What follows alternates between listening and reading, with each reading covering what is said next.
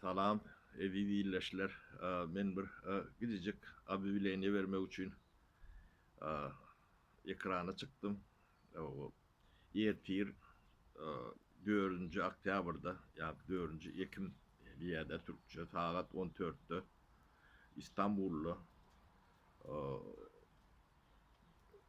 Sultanahmet Beyazıt Meydanı'na e, Türk, Türkmen, Azerbaycan e,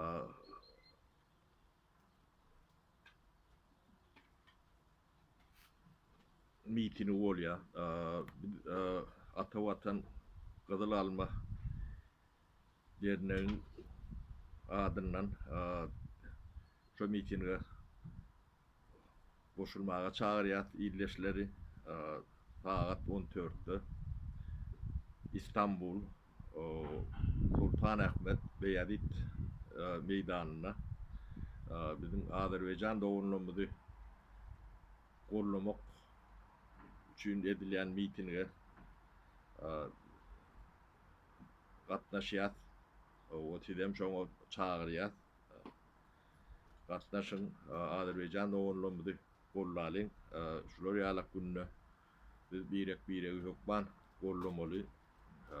Bizim hem goňşymyz hem soýdaşymyz, bizim dilimiz bir, taryhymyz bir, medeniýetimiz bir, aňyrdan gelýän kökümüz bir. Biz birek gollaman bu dünýede aýak üstünde durmamız kıyın bolar. Şoň üçin täze gurunan derneğimiz adyndan şoňa goşulmak demetini kararyny aldyk. Hemem şular ýalak mitinglere bir aýagymyzy öwrenşdireli. Mitingler nähilek geçirilýär, näde geçirmeli. Bu miting resmi nemeden ruhsatlydyr. O hiç ili ýanky gorky, ürkü diýilen zat ýokdur. Bolmasa mümkin näler. Sebäbi resmi Türk döwlet tarapyndanam ruhsat alynan şoňa hemmäňizi çagyrýan. Gaýrat ediň, baryň.